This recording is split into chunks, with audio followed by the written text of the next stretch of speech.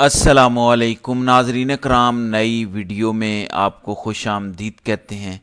आइनी तरामीम को लेकर इस वक्त इस्लामाबाद में दौड़ें लगी हुई हैं। मौलाना बिगड़ चुके हैं और ऐसा बिगड़े हैं कि बड़े बड़ों की मौलाना ने नींदें हराम कर दी हैं। सबसे पहले जो रात को हुआ उस पर बात कर लेते हैं। कल रात 10 बजे के करीब पीटीआई का वफद मौलाना के घर पहुंचता है। 12 बजे मुलाकात ख़त्म होती है और मौलाना मीडिया को गली के अंदर बुला लेते हैं, यानी सेन में। वहाँ पे कैमरे सेट होते हैं। मौलाना और पीटीआई की क़यादत आती है, प्रेस कॉन्फ्रेंस होती है।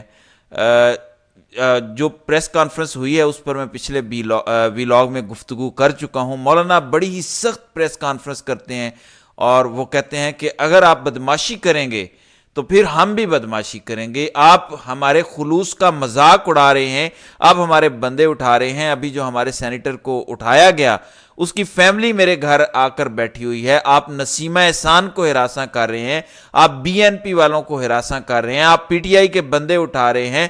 सुबह तक सूरत हाल तब्दील होनी चाहिए, वरना फिर हम भी यहाँ पे मौजूद हैं, आपको भी देख लेंगे और हम देखेंगे कि ये पार्लियामेंट कैसे चलती है और आप तरमीमें फिर कैसे करते हैं। आपको इज्जत रास नहीं आ रही। और साथ ही मौलाना ने नोटिस भी कर दिया कि 63A के हवाले से इस प्रेस कॉन्फ्रेंस को नोटिस समझा जाएगा। हमारे जो लोग वोट करना चाहते हैं या उनसे जबरदस्ती करवाया जाएगा तो वो डी सीट होंगे।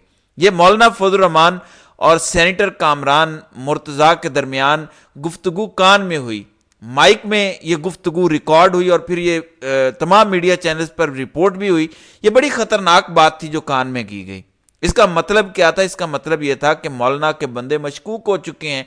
अगर वो नोटिस दे रहे हैं तो मौलाना के बंदे मशकूक हो चुके हैं। मौलाना को खदशा ये है कि उनके बंदे तरमीम में वोट देने की तरफ जाएंगे, वो भी मौलाना की मर्जी के बगैर। और उनमें से नूर आलम खान तो बड़ा वाज़ेह है, लोटा है, वो ज़ाहिर है जा सकता है, वो पहले भी मौलाना के नहीं थे और जिनके वो हैं वो सभी को पता है।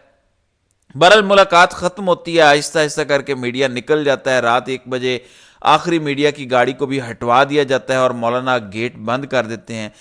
1:45 बजे खबर आती है कि शहबाज शरीफ आ रहे हैं, शहबाज शरीफ पहुंच रहे हैं। फिर रात के 2 बजे भारी सिक्योरिटी में शहबाज शरीफ और बिलावल भुट्टो काली गाड़ियों के अंदर मौलाना के घर पहुंच जाते हैं। अब 1 घंटा शहबाज शरीफ और मौलाना की मुलाकात जारी रहती है और उस मुलाकात के अंदर मौलाना जो शहबाज शरीफ का हाल करते हैं, मत पूछें कि मौलाना ने क्या क्या शहबाज शरीफ को नहीं सुनाया। यानी हम हैरान हो रहे थे कि ये वाली गुफ्तगू जो मौलाना कर रहे हैं, ये जो प्रेस कॉन्फ्रेंस मौलाना ने की है, ये पीटीआई वालों को करनी चाहिए थी। ये पीटीआई वालों को बोलना चाहिए था कि खबरदार हमारे लोगों को मत छेड़ो। मौलाना की कितनी बड़ी जमात है, 4-5 कौमी असम्बली में, 4-5 सेनेट के अंदर। आप पाकिस्तान की सबसे बड़ी जमात हैं, आप 180 सीटें लेने वाली जमात हैं और मौलाना कह रहा है कि अगर बदमाशी करोगे तो फिर बदमाशी करेंगे, खबरदार हमारे बंदों को उठाया। और वो इतनी सख्त प्रेस कॉन्फ्रेंस थी कि रात को 2 बजे शहबाज शरीफ और बिलावल को उठ के आना पड़ा और मौलाना से झिड़के सुनना पड़ गई। अच्छा, रात के 2:57 पे शहबाज शरीफ मौलाना के घर से निकल जाते हैं और बिलावल वहीं मौजूद रहते हैं। बड़ी लंबी चौड़ी डिस्कशन होती है और ये मुलाकातें नाकाम हो जाती हैं, यानी इन मुलाकातों से कोई रिजल्ट नहीं निकलता। और तय ये होता है कि सुबह फिर हम मुशावरत करेंगे, पॉजिटिव खबरें आएंगी, ये होगा वो होगा। हमारे बस में नहीं है। असल में ताकतवर खुद फ्रंट सीट पर आ चुके हैं, फ्रंट फुट पर आ चुके हैं और वो आपको बता रहे हैं कि कौन सी तरामीम करनी है। और रात को मौलाना ने अपनी प्रेस कॉन्फ्रेंस में भी कहा कि हमें पता है, नाम बताऊं कौन ये तरामीम करवा रहा है। मौलाना ने कहा उसका नाम है इतना, मौलाना ने कहा और फजल रहमान वहां पे रुक गए। और बाद में लोगों ने पूछा कि मौलाना नाम बताएं, तो मौलाना ने कहा मोहसिन नकवी हो सकता है। मोहसिन नकवी का नाम लेना भी बेसिकली असल बंदे के नाम लेने जैसा ही है, क्योंकि जाहिर है आप बेहतर समझ सकते हैं कि मिलिट्री इस्टेब्लिशमेंट दर हकीकत इस सारे करतूत के पीछे है। अब सूरत हाल क्या है? तारिक अजीज सीनियर सहाफ़ी नून लीग को कवर करते हैं, वो कहते हैं कि मौलाना का गम व गुस्सा बरकरार, वज़ीर आज़म शहबाज शरीफ राज़ी करने में नाकाम। वज़ीर आज़म शहबाज शरीफ आज दोबारा हुकूमती वफ़द के साथ मौलाना से हतमी मुलाकात करेंगे। ख़वातीन की मखसूस नशिस्तें आज बहाल हो गईं तो मौलाना की वैसे ही ज़रूरत नहीं रहेगी। अब क्यों मैंने कहा कि इलेक्शन कमीशन पर नज़र रखें, वो इसलिए कि इलेक्शन कमीशन ने आज इजलास तलब कर लिया और प्लान ये है कि मखसूस सीटें, वो जो बंदर बांट थी, वो जो माले गनीमत था, वो जो सुप्रीम कोर्ट ने फैसला दिया हुआ है कि पीटीआई को दी जाएं और दोबारा पीपल्स पार्टी और नून लीग में तकसीम वो कर दी जाएं। اور یوں ان کے بندے پورے کر دیے جائیں. بعد میں دیکھا جائے گا کہ منصور علی شاہ اور منیب اختر وغیرہ کیا کرتے ہیں. دیکھ لیں گے سپریم کورٹ کے فیصلے کو آپ رون دیں, سپیکر کے خطوط کی روشنی میں آپ سیٹیں دے دیں. تو بہرحال اب آخری امیدیں مخصوص سیٹیں ہیں اور سکندر سلطان راجہ. اب سکندر سلطان راجہ یہ کیوں کرے گا؟ وہ اس لیے کرے گا کہ یہ جو نئی آئینی ترامیم لائی جا رہی ہیں اس میں الیکشن کمشنر سکندر سلطان راجہ اور چاروں صوبائی ممبران کو 3 سال کی ایکسٹینشن دی جا رہی ہے, لہٰذا وہ کریں گے. پہلے فارم 47 پر ایم این ایز بنائے, پھر ان سے ترامیم کروائیں, ایکسٹینشن لے لی, اور بدلے میں وہ تو ظاہر ہے وہ کچھ نہ کچھ تو کریں گے. یہ سارا مل جل کر ہی کام ہو رہا ہے, سب کے اس میں مفادات ہیں. اور کیوں الیکشن کمیشن پر نظریں ہیں؟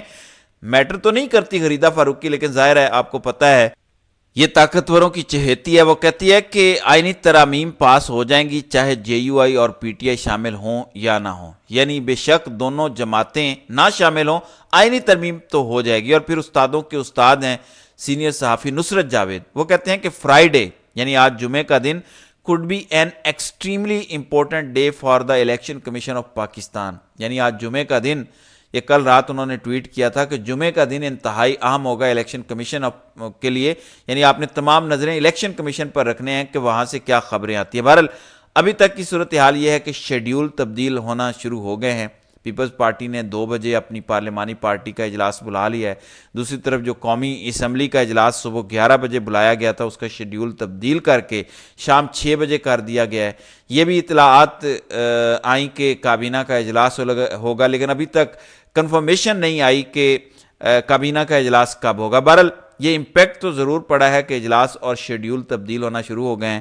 لیکن رات کو جو خبر آپ کو دی تھی مبینہ طور پر, حاجی عبدالشکور جو کہ سینیٹر ہیں جے یو آئی کے, انہیں اٹھا لیا گیا. اب یہ بتایا گیا کہ مغوی سینیٹر کے بیٹے کو بھی اٹھا لیا گیا, یعنی بجائے اس کے کہ جو سبق سیکھنا تھا, وہ جو مولانا نے کہا تھا کہ صبح تک سیدھے ہو جائیں, صبح تک ٹھیک ہو جائیں, ورنہ پھر اچھا نہیں ہوگا, آپ بدماشی کریں گے تو ہم بھی یہاں موجود ہیں, ہمیں بھی بدماشی کرنی آتی ہے, ہم دیکھیں گے تم کیسے پارلیمنٹ چلا لیتے ہو. تو اب اگر ان کے بیٹے کو بھی اٹھا لیا گیا ہے یا مزید لوگوں کو اٹھایا جا رہا ہے, تو اس کا مطلب واضح ہے کہ مولانا فضل الرحمان کی دھمکی کو لفٹ نہیں کروائی گئی.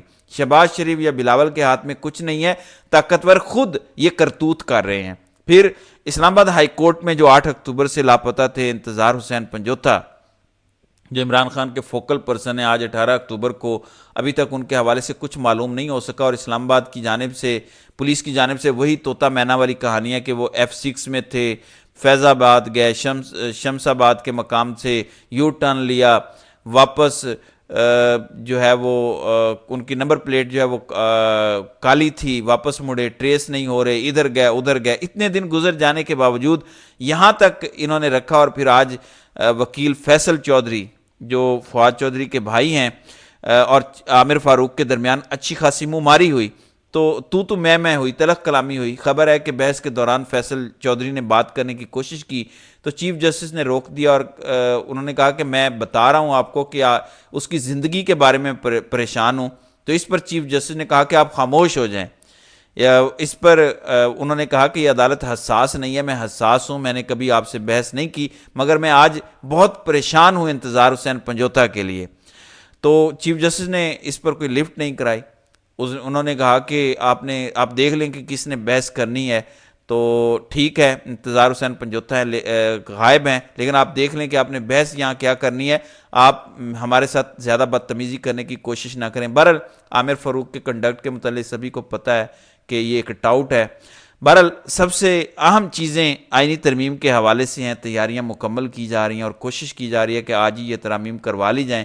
بہرحال اتنی آسانی سے یہ ترامیم ہوتی نظر نہیں آ رہی. اسلام آباد ہائی کورٹ سے 2 مزید خبریں ہیں. بشرا بی بی کی توشہ خانہ 2 کیس میں ضمانت کی درخواست اسلام آباد ہائی کورٹ میں 22 اکتوبر کو سماعت کے لیے مقرر ہے, اور یہ لمبے عرصے سے ضمانت نہیں ہو پا رہی تھی. پہلے نیب کورٹ, اس کے بعد FIA, اس کے بعد میاں گل حسن اورنگزیب, پھر انہیں ڈینگی ہو گیا اور اب 22 کو مقرر ہوئی ہے.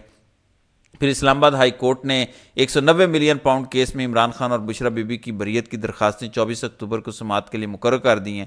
ڈویژنل بینچ جس میں جسٹس عامر فاروق اور میاں گل حسن ہوں گے 24 اکتوبر کو سماعت کرے گا, اور تب تک 190 ملین والے کیس میں حتمی فیصلہ سنانے سے عدالت نے روکا ہوا ہے.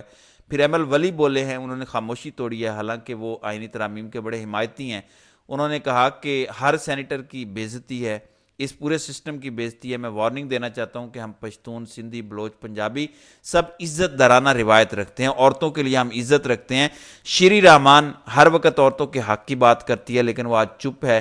انہیں پتہ ہے کہ کیا ہو رہا ہے اور کون یہ سب کروا رہا ہے، کیونکہ کل ANP کے سینیٹر نے کہا تھا کہ ہم اتنے بے غیرت نہیں ہیں کہ تم ہمارے ساتھ یہ کرو اور ہم آپ کو ووٹ دے دیں۔